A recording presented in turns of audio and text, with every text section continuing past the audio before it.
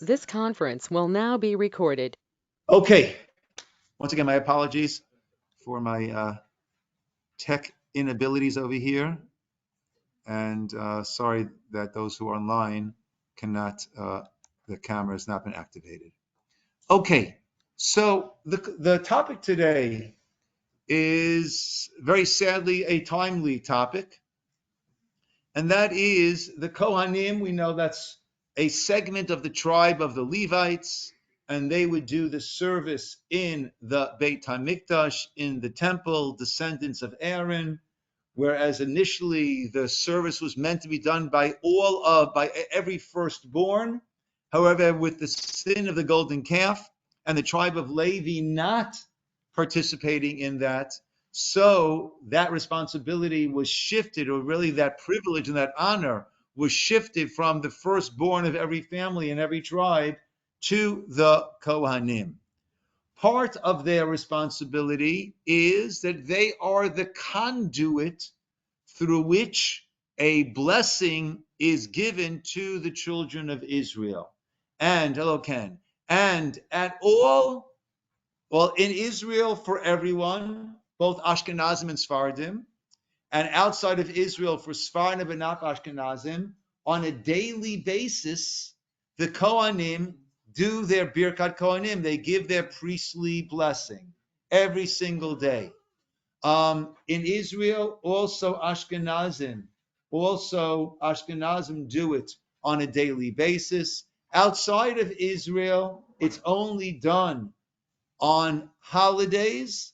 It's only done on the holidays, on the major holidays. That's the only time that it is done. And there are certain restrictions that we have for this, right? The Kohanim, they if you've seen Star Wars, right? So they right, so they have, right, who's the name in Star Wars? Jewish fellow, right? No, not Star Trek. I'm sorry, Star Trek.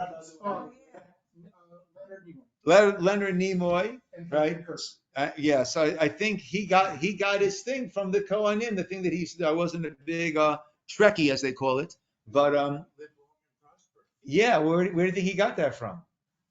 Right, that's what the Kohanim do, and that's why we're not supposed to look at their hands when they are doing their Birkat Kohanim, because the Shekhinah, the divine presence, is resting upon their hands, and they're making these windows with their hands, and that way it's through those windows, so to speak, that the blessing goes from God through them. Therefore, their hands are very, very important. So let's see a little bit about that. Let's first see in Bamidbar, in Numbers 6, 22, 27, where the Torah speaks about this mitzvah. Vaydaber Hashem. Hashem spoke to Moshe, saying, "O Moshe Lamor, Daber el Aaron, speak to Aaron, ve'el banav, and to his sons. Lamor, saying, Ko tebarechu et bnei Yisrael. This is how you shall bless bnei Yisrael. Emor lahem, say to them the following." Now, this is a positive command to the Kohanim. If a Kohen is in shul, he has a mitzvah to give the blessing. That's why you might notice that sometimes when a Sephardic member is davening with us, he will walk outside when we get to the point of Shmona Esrei, when he would be giving his blessing. Because if he's here, he feels he should be giving the blessing, and therefore he needs to remove himself from being here, lest he is not fulfilling this positive command that he must give the blessing. Therefore, Rachamim, Omid, right? He'll leave right before we get to that point in the repetition of the Amidah. And what is the blessing that they give? Yivarechecha Hashem v'yishmerecha, Ye'er Hashem panav elecha v'chuneka, Yisa Hashem panav elecha v'yasem lecha shalom. May Hashem bless you and protect you, deal kindly and graciously with you, bestow divine favor upon you, and grant you peace. The pasuk then says, and that is the blessing when we bless our children on a Friday night. After we say God should make you like to a boy Ephraim and Menashe, to a girl like Sarah, Rebecca, Rachel, and Leah, we then pronounce this blessing. Even though we're not Kohanim, we pronounce this blessing. Key last verse here. V'samu et shemi al bnei Yisrael. You will place my name, God says, upon the children of Israel. Va'ani avarchein, and I will bless them. Sometimes the person feels, well, who's this guy to give me a blessing? He's not the one giving you the blessing. God is giving you the blessing. He is the conduit through which the blessing flows. And it flows through his hands. And we'll see in source number 2 why the hands are very, very important. The pasuk says, "Uvefarishchem." Now, Yeshayahu 1, chapter 1:15. So this pasuk might sound familiar to you. When do we read the first chapter of Isaiah as our haftorah? So that begins with a strange tune. Chazon Yeshayahu ben Amos, Asher Chaza al Yehuda val Yerushalayim. That is not the typical, more minor tone, but more upbeat tune that we use for the Haftorah generally. That is the Eicha, the Lamentations tune that we use when we read the Megillah of Eicha on Tisha B'Av. And the Shabbos before the 9th of Av, the date of the destruction of our temples, that Shabbos before is called Shabbat Chazon, the Shabbos of the vision. Why is it called the Shabbos of the vision? Because of the Navi, the prophet section that we read there begins Chazon, the vision Yeshayahu ben Amos, of Isaiah the son of Amos, that he saw al Yisrael, al Yerushalayim, al Yisrael, on Jerusalem and on Israel. And over there Hashem is saying, I don't want you to go through the motions. I want you to have your heart there when you are performing the service to me. And verse 15 says, Uvefarishchem kapechem alim einai mikem gam ki tarbu tefillah eineni shomeya. When you lift up your hands, I will turn my eyes away from you. Though you pray at length, I will not listen. Why is that? Now, lifting up the hands, that is a reference, of course, to the way the Kohanim give their blessing. Why is that? Yedeichem damim aleyu. Your hands are stained with blood. That is the pasuk that we have there in Isaiah, Yeshayahu. On that, the Gemara has a number of limudim. The Talmud derives a number of things. That's source number 3. Babylonian Talmud, Brachot 32b. Rabbi Elazar said, Gedola tefillah yoter mina karbanot. He says that tefillah, prayer, has a greater power than karbanot, than sacrifices. Prayer has a greater power than sacrifices. How do we see that? Shenema, because it says there in that chapter of Isaiah, the pasuk first says much earlier on, verse 11, Lama li rov zivchechem. Why do I need?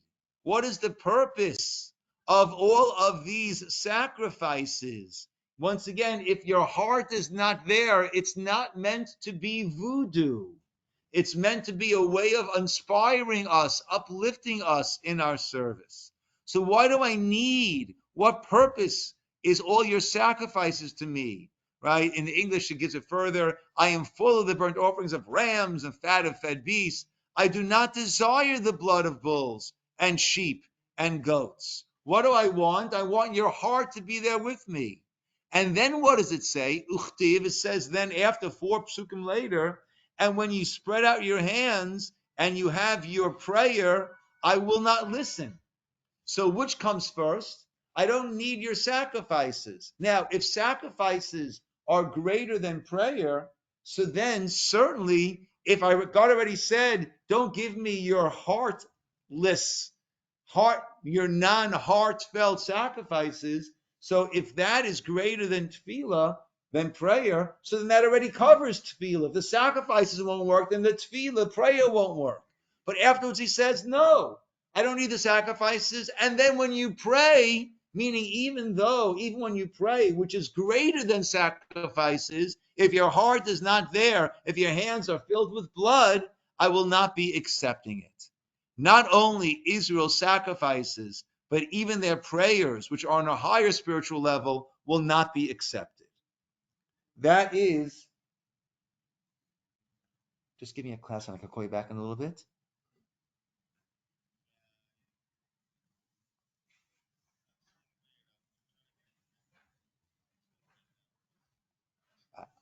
I can't deal with it right now. I'm sorry, honey. Okay, I'm sorry.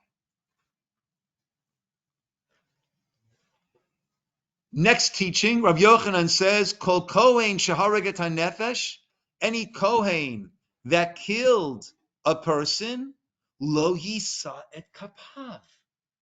He shall not lift his hands. He cannot do the Birkat Kohanim. Shenamar, as it says, Yedechem damim maleyu. Your hands are filled with blood.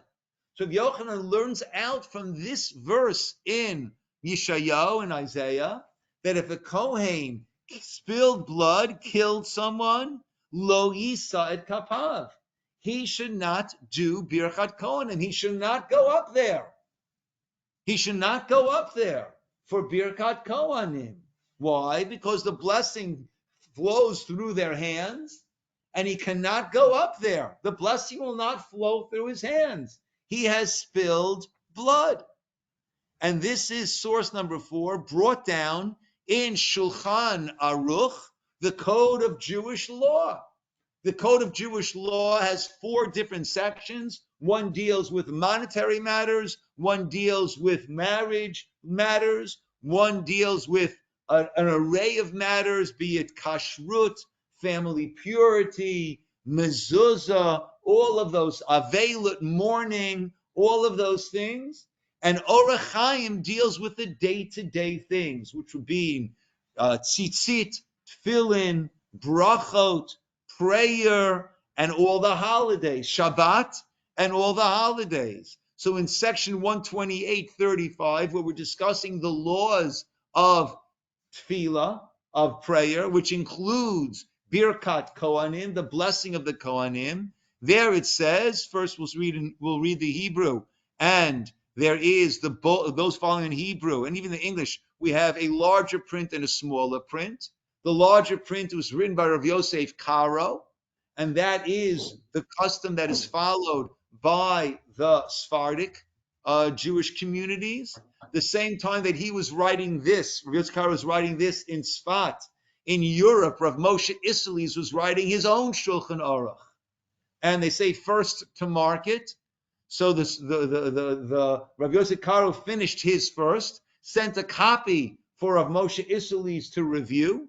He realized that if he's going to publish his own, that's going to create this breach, this schism amongst the children of Israel. They'll have 2 different codes of Jewish law. So instead of publishing his own, he adopted that of Rav Yosef Karo, and he wrote a gloss. He wrote notes on that to let us know where he differs, where the Ashkenazic communities have a different approach. So in the Shulchan Aruch itself, and here we have it on the way I copied it, both in Hebrew and English, we have a larger font, that's the Shulchan Aruch. We have the smaller font, that is what is known as the Ramah, and his notes on it. Shulchan Aruch writes, Kohen sharagat nefesh, a Kohen who killed a nefesh, afilu b'shogeg, even if it was non-intentional. But he killed someone, lo yisa et kapav. He cannot do the Birkat Kohanim. Afilu asa teshuva, even if he did teshuva on that. On that, the Ramah says, De'im asa teshuva, if he did teshuva, no say kapav. then he can lift his hands. He can give the priestly blessing. V'yesh lahakel al baalei teshuva. We want to make it easier. We want to lighten the load on those who are doing teshuva, those who have not been observant stringently and now want to return. Philo nin'ol delet bifanehem, so as to not lock the door in front of them. V'hachi nahug, and this is how we this is the custom. This is brackets divrei atzmo, or dat atzmo, delo gara mimumar v'chei matzinu. Okay. So according to this, a soldier, right, even a person killed inadvertently, he can't do Birkas Kohanim.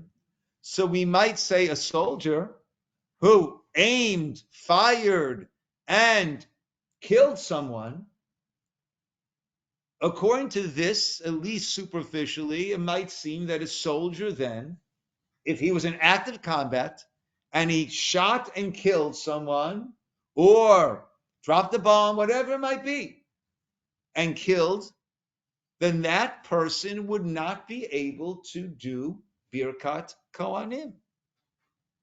Now, there was a time, we'll see this a little bit later on, right, when we didn't have a Jewish army defending the Jewish homeland.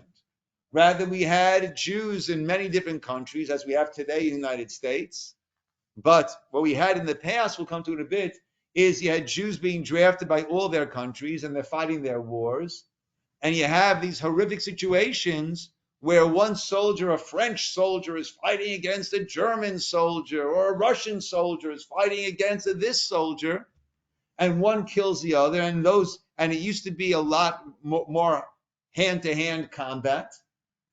And as he killed this enemy soldier, he hears the soldier saying, Shema Yisroel, Hashem Elokeinu, Hashem Echad. This Jewish soldier realizes he's about to die. He's saying Shema Yisroel, as the other Jewish soldier from the army that was fighting against, right, killed. So we had those really horrific situations.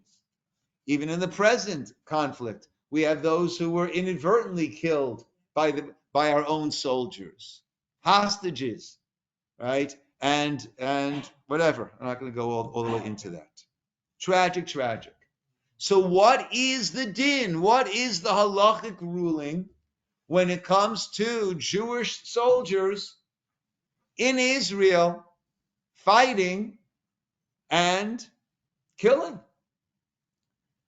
So it's fascinating to see how the great poskim, a posek is those who decide Jewish law, how they're able to extract from other situations, other teachings, earlier rulings, and apply it.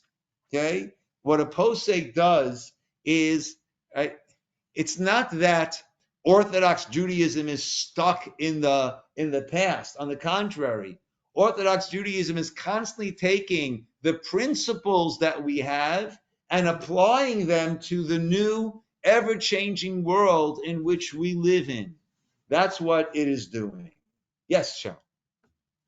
If you're a soldier, your job is to defend the country, and you are likely, especially if you're in Israel, to see combat. Yeah. So yeah. How can a Kohen even serve if that is okay the case? Okay. Yeah. Right. Cheryl's bringing up another issue about a Kohen serving and coming in contact often with a dead body. Yeah. Okay. So let's see how the great poskim have dealt with this topic. So there are Kohen in the army? Sure. Oh. Certainly are. And also when you're talking about having blood in your hands, is that literally talking about because you kill or because other actions also? This is specifically talking about killing. Okay. Okay? So the Ber Heitev brings up an interesting situation. We know there are the three cardinal sins for which a person must give up their life, typically for 610 mitzvot. We say if your life is on the line, right, you break that mitzvah and you stay alive, right? Most famously, we know Shabbos, right? It's a mitzvah to break Shabbos in order to save someone's life, right? Pikuach nefesh, to save someone's life. We suspend any of the Shabbat prohibitions and we save that person's life. There are three exceptions to that, where a person must give up their life and not transgress.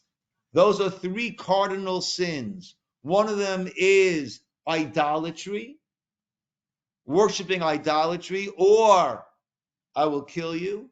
The other one is adultery, right? Engage in this prohibited sexual relationship or you will be killed.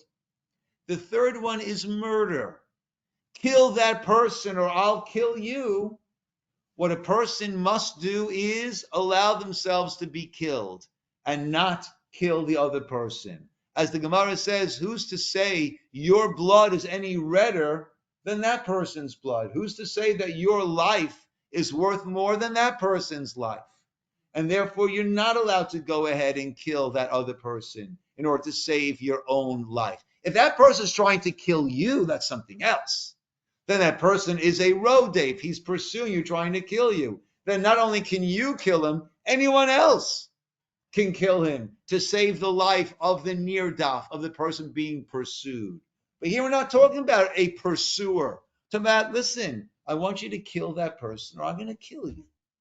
Right? In that case, one is not allowed to do that. On that, the Ber Heitev says, as it relates to our issue of giving the priestly blessing, aval im ansu laharog, let's say they forced him to kill someone, and he should have not done it. Halachically, he should have given up his own life and not taken the life of the other person. But he did. He killed this other person in order to save his own life. He was forced to do it. He should have refused giving up his own life. He did not. Yisa et kapav.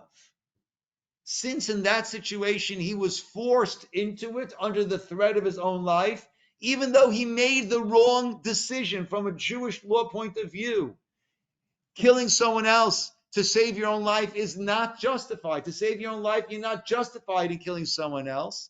Nevertheless, since this was done under duress, with the threat of his own life, such a person, yisa et kapav. That is the Ber Heitev quoting from the pre-Chadash. On that, the great posek of the 20th century, of Moshe Feinstein, writes, if so, I'm so sorry for not saying this before, I am bringing all of these sources from Rabbi Chaim Jachter. Rabbi Chaim Jachter, in his wonderful series of books called Gray Matter, where he discusses many of these fascinating ideas, and I'm taking all the sources from Rabbi Chaim Jachter, and I give credit where credit is due. Rav Moshe Feinstein writes, if so, if this pre-Chadash is correct, that when you did an Aveira, you did a sin, you killed someone else, granted under duress of your own life being in danger, but you made the wrong halachic choice, but being that you were forced into that situation, you're allowed to give the priestly blessing. If so, how much more so someone who is drafted into the army and is obligated to join due to the government regulations and did not act in contradiction to halacha. Such a person is not going against halacha. Halacha is, there is this outside of Israel, inside of Israel, dina de malchuta dina, the law of the country is law, and he had to go in. And he, all right, so, and did not act in contradiction to halacha, certainly that person is permitted and even obligated to participate in Nisiyat Kapayim, to participate in giving the priesthood blessing. Remember, we said before, there's a mitzvah, an obligation to do it. It's not a voluntary thing. There's an obligation for a Kohen to do it. Such a person is not only allowed, is fully obligated to go ahead and do it. So if Moshe looks at this ruling that we have in a case where a person was forced into kill that person or I will kill you, and the person made the wrong halachic decision, but killed that person, he can give Birkat Kohanim since it was under duress. So certainly a person who was forced properly, based on proper, normal government regulations, and he followed what he had to follow. He's not breaking any halacha. On the contrary, he's doing what he needs to do. If in the course of his service he kills someone, certainly he can do, permitted, even obligated to participate in Nisiyat Kapayim. That is how Rav Moshe rules, and we'll see in a moment, Rav Avadi Yosef rules in a similar manner. Okay. Does that also pertain to like being among dead bodies?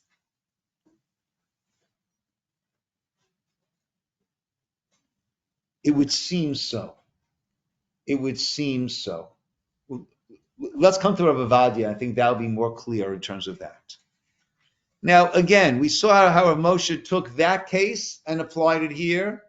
There's a completely different, but that was at least a Kohen blessing case that Rav Moshe applied.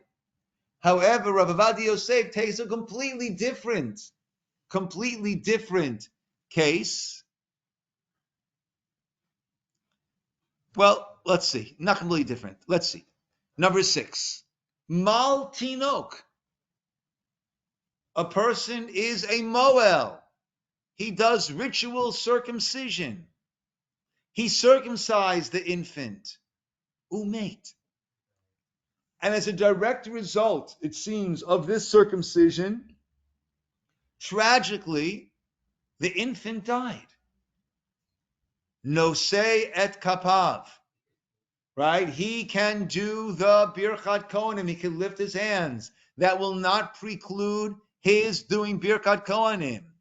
V'im ha'am maranan acharav. And if people, right? And even if people are spreading, talking about him, shehu shovech damim, he's a murderer.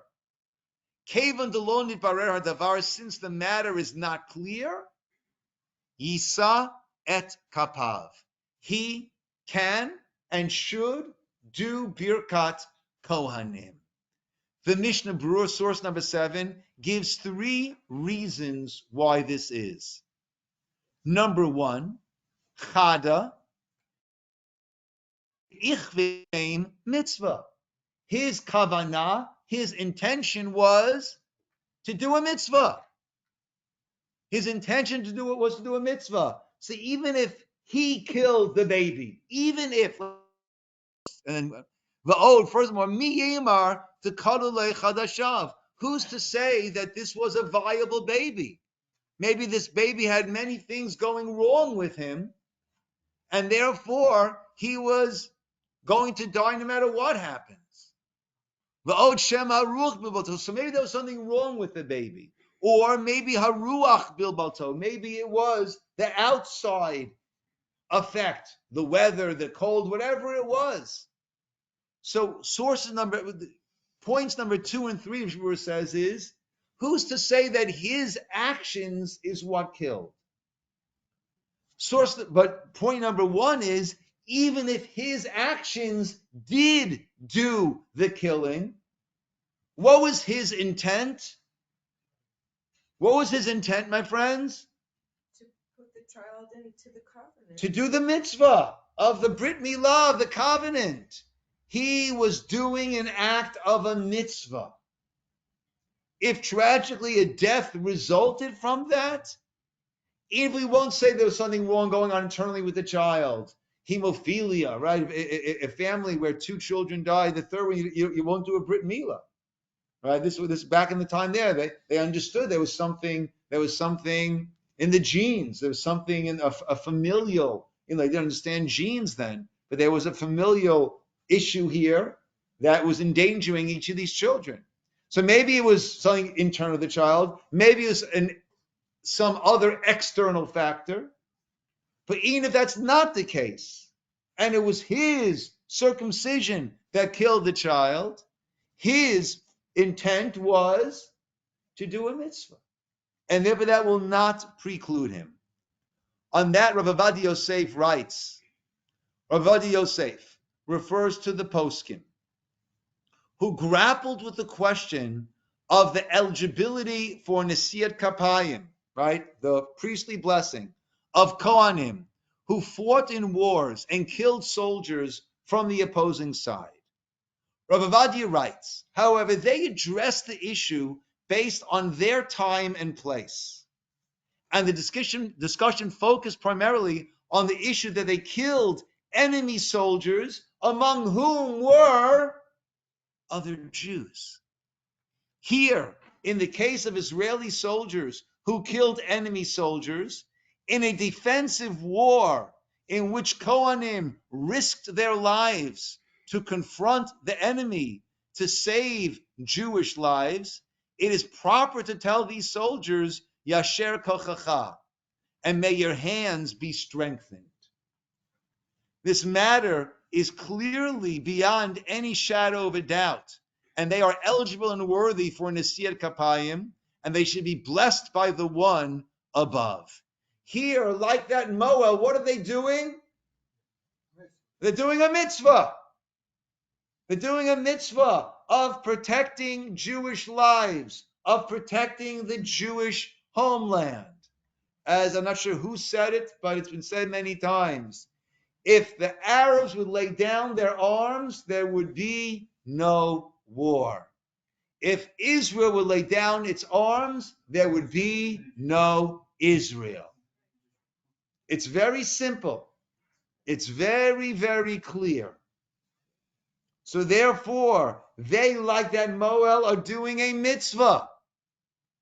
And therefore, like the first point of the Mishnah Brura, he was doing a mitzvah, even if that Moel, the one doing the circumcision, was a direct cause, he was doing a mitzvah.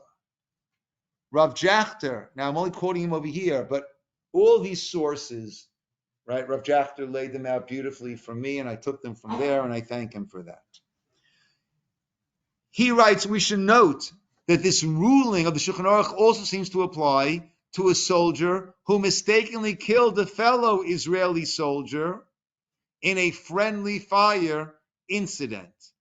Since this is an almost unavoidable, albeit tragic aspect of warfare, it would seem that in such a case, a Kohen may continue to participate in Nesiat Kapayim since his intentions were noble.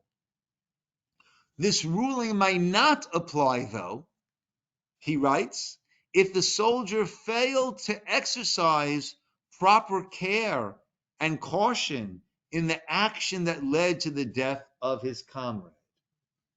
Right? In such a case, one might be able to argue and say he was not acting as a mitzvah, as the way that Rav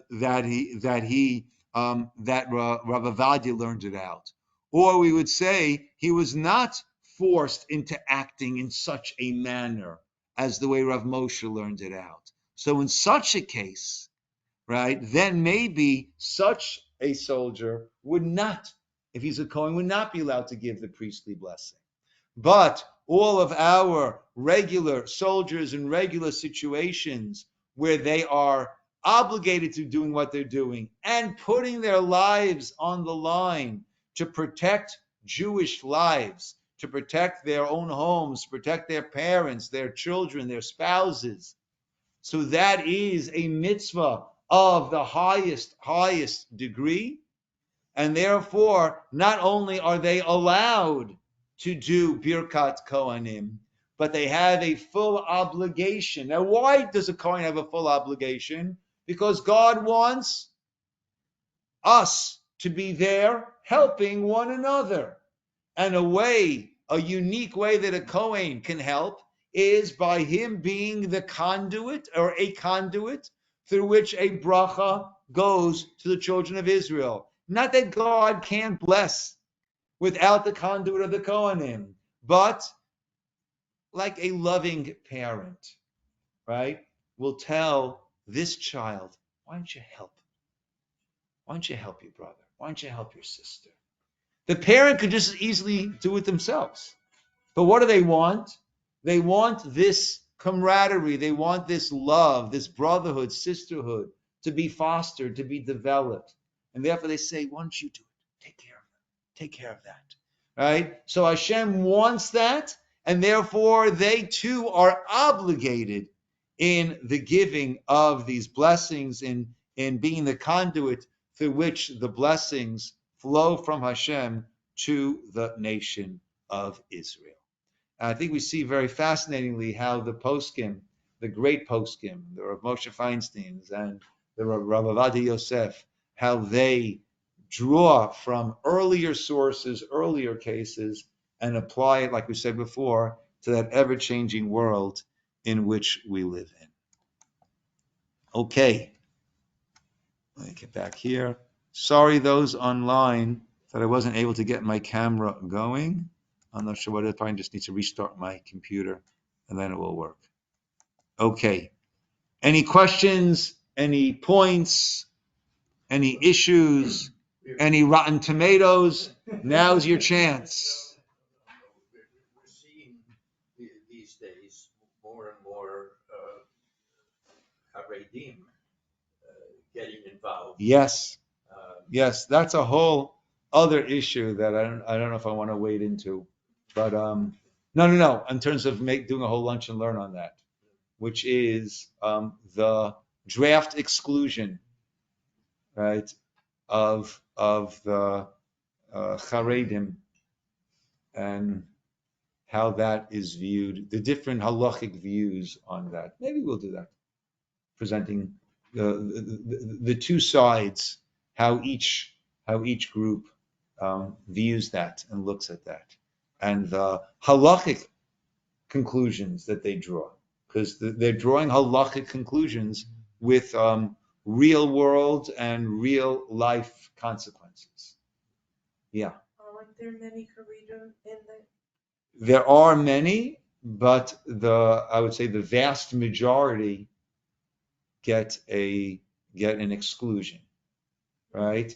Now, the United States Army also has an exclusion for clergy and students of divinity, whatever it might be, right? The problem or the challenge in Israel is that you've got 25% of the population, who are rabbis and who are eligible for this draft exclusion, right? I forget the exact line, right? But the Israeli prime minister is talking to another prime minister of maybe of England, and the prime minister of England said, "I'm the prime minister of how many people in England? 100 million. Of 100 million people, right?" So the prime minister of Israel says, "Israel's a lot smaller, but I'm the prime minister of 9 million prime ministers," which becomes a real challenge. Yes, David. It seems to me that God wants us to treat other people in a manner that blesses them. That is correct. Is it proper then for us to take this blessing and bless other people with it as well? So it's interesting. This is specifically the blessing for the Kohanim, for the priests, those the tribe of Levi, the descendants of Aaron, to give the blessing, right? Typically, parents will give this blessing to their children on Friday night, along with the classic Friday night blessing. Though there are those that say, well, the parents, I don't know about that, but they're not Kohanim, right? So our custom has extended it to include parents on Friday night to their kids, but we're somewhat wary about wholesale. Everyone, this is the way to do it, right? We're somewhat wary about that. Yes, Dr. Ray. Let's say King David, who was not a Kohen, was not allowed to build the first temple because he had blood on his hands. Okay, that's true, So right? it doesn't only pertain to Yes, yes, but we had that. We discussed that before a little bit, right? In the context of civilian casualties, right? But actually, the commentators say over there that David was doing the right thing in fighting his wars, and even when there were non-combatants who end up getting hurt, that's war.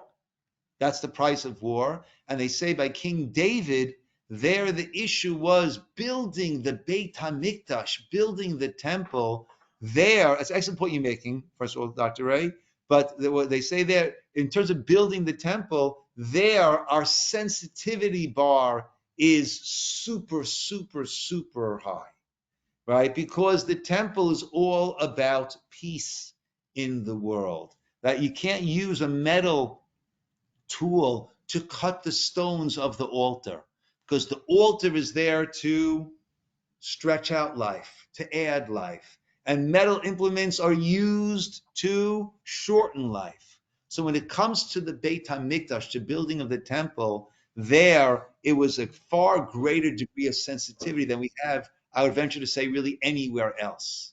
And that's why King David, even though he was fighting righteous battles, right, except maybe Uriah, he was fighting righteous battles. Nevertheless, he was not the one to build the Beit HaMikdash. Okay, but that's another place where it does extend. Yes, Mr. Dove. I could argue the guy has a problem because he's adding more tuna to the will.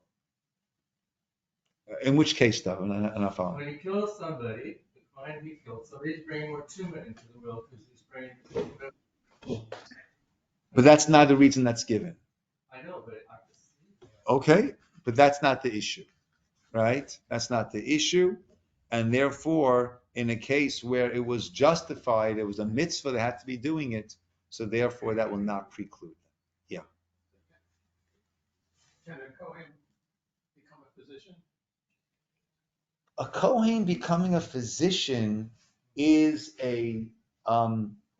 has its halachic challenges, because it's going to necessitate working with bodies, with dead bodies, in terms of the training, and it's certainly going to be putting that Kohen into a position where he'll be surrounded by death under the same way that a Kohen doesn't go to a cemetery, right? He does not want to be under the same roof, right? Also deals with the blood of a living person.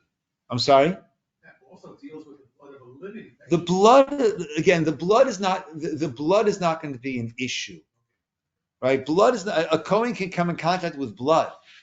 That will not make him tamei. The issue is spilling blood. As long as the doctor is doing the mitzvah, trying to save a life, he will be like a moel in that respect and not be precluded, right? Now, if this doctor, I know it's a topic that you've never touched upon, Your Honor, but if we're talking about a physician-assisted suicide, right? So then that would be a serious problem, right, for a Kohen to do Birkas Kohanim afterwards. Because, right, physician-assisted suicide, he is taking that, if he's actively involved, as opposed to just, I'm not saying he should, but as opposed to prescribing the whatever will be used. But if he's actively involved, right, then that, it's hard to see how that would not preclude him from Birkat Kohanim.